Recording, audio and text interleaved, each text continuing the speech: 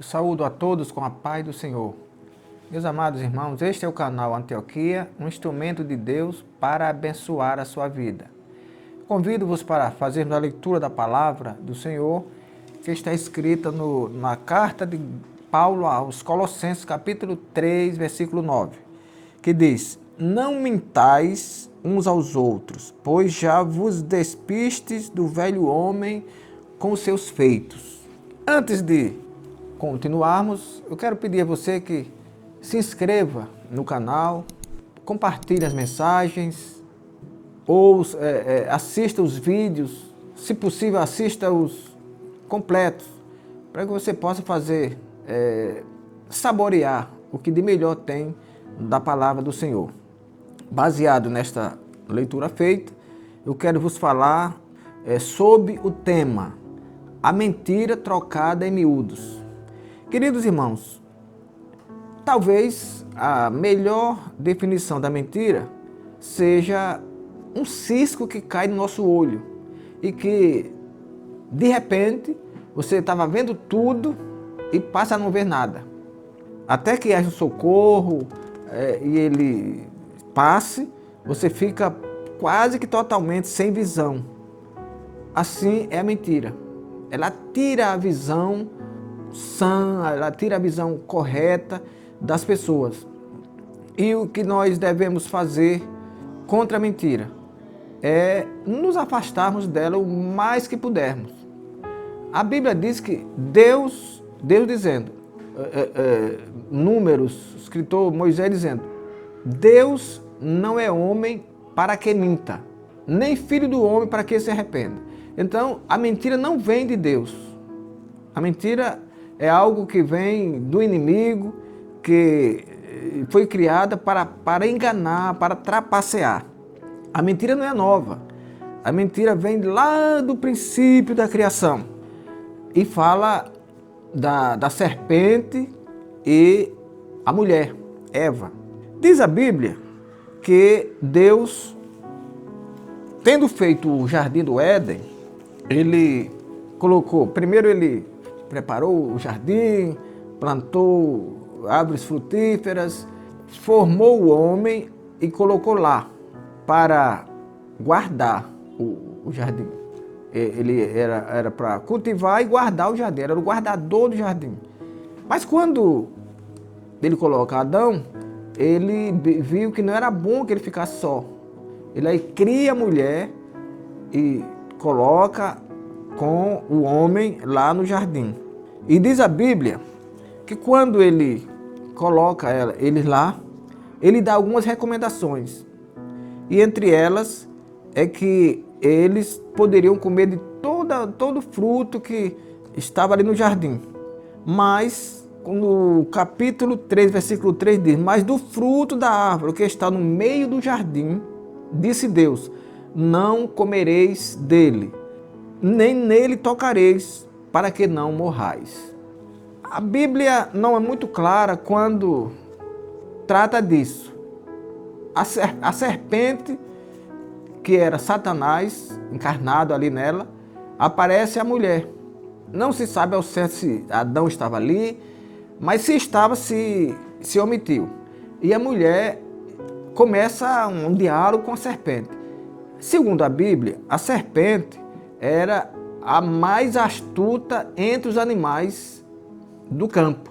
Quer dizer, era a mais enganadora, porque a astúcia é a habilidade para enganar. Então ela era enganadora. A mulher deu ouvidos à serpente enganadora. E ela já veio com meias verdades. Aliás, meia verdade não existe. A meia verdade são completas mentiras. Mas ela começou dizendo, olha, é assim que Deus lhe disse? Que vocês vão morrer? Não, vocês não vão morrer não.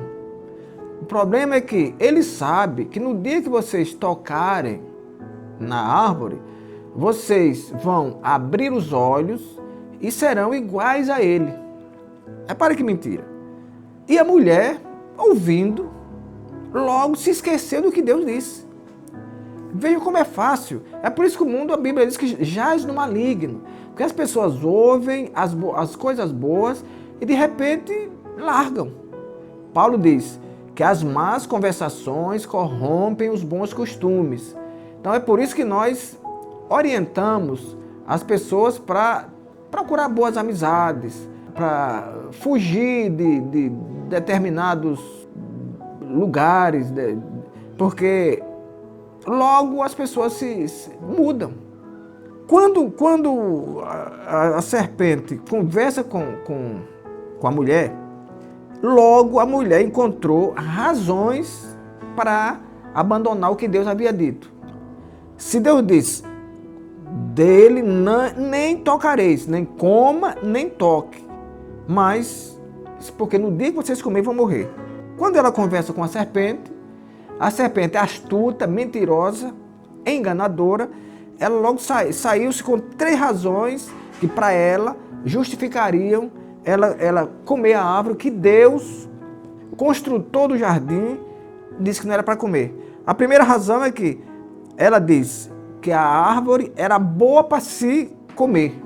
Ora, ela podia até ser boa para comer, podia até ser bonita, podia até ser colorida, mas Deus havia dito que não comesse, porque se comesse morreriam. Segunda razão, ela diz, o fruto é agradável aos olhos. Agradável aos olhos poderia ser, mas não era agradável fazer, porque Deus havia prometido. Outra razão, desejável para dar entendimento. Deus disse que no dia que eles comessem, morreriam. A serpente, que não adivinha, a serpente não conhece os nossos pensamentos, mas ela ouve. Então ela nisso aqui, ela disse, vocês vão abrir os olhos. E ela achou que abrir os olhos seria descobrir novos horizontes, coisas lindas que ela não tinha. Então ela come e dá a Adão. Ali estava a tragédia. A mentira que a serpente contou não estava clara. Era coisa que ela encontrou, ela engendrou ali uma história para enganar, mas não era coisa que estava clara. A mulher que logo perdeu a mente de Deus, logo deu ouvido a quem não devia, ela cai e a Bíblia diz que pela queda dela e a de Adão. Então Adão, ela caiu, comeu o fruto, entregou a Adão, Adão comeu, caiu e pecaram. E a Bíblia diz que agora eles abriram os olhos e viram que estavam nus. Veja o que é que o pecado não faz, a curiosidade, a desobediência. Eles agora fizeram aventais com folha de figueira. Segundo a Bíblia, Deus, que é aquele ser cuidadoso, que cuida de nós, que está sempre conosco, que nos ama de toda forma, ele todas as tardes ele ia lá. E nesse dia ele chegou e chamou Adão, e Adão não respondeu. Onde é que você está, Adão? Não, porque eu estava nu e me escondi. E Deus então repreende a ele, e nós não vamos muito chegar para não alongar muito a história, mas o certo é que a queda de Adão trouxe um grande desastre para a humanidade. Mas a Bíblia diz que os desígnios do Senhor não podem ser impedidos. Deus então providenciou outra forma para salvar a humanidade perdida. E essa forma foi entregando o seu próprio filho para morrer na cruz do Calvário, para que pudéssemos ter a condição de sermos salvos.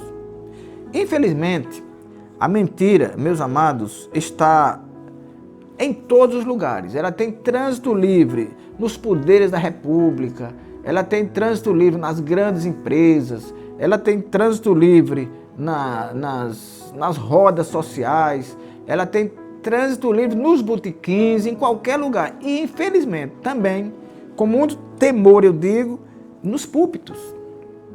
A mentira também está nos púlpitos. Alguns líderes valem-se da mentira para enganar os incautos. Infelizmente acontece isso também. Pessoas que são pobres de escrúpulos, pessoas que não têm, que têm o caráter tortuoso, usam a palavra de Deus, usam os púlpitos das igrejas para enganar.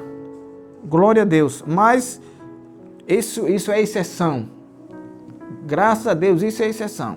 E nós rogamos a Deus, oramos, para que essas pessoas também se arrependam, porque elas precisam se arrepender da mesma forma daquele que está lá na prostituição, daquele que está lá nas drogas. Da mesma forma, eles têm, apesar de estarem bem vestidos e nos púlpitos de igrejas, eles precisam de Jesus para serem salvos. Essa semana eu liguei para uma operadora de telefonia celular e ouvi 3 pessoas que me deram 3 versões para uma mesma história.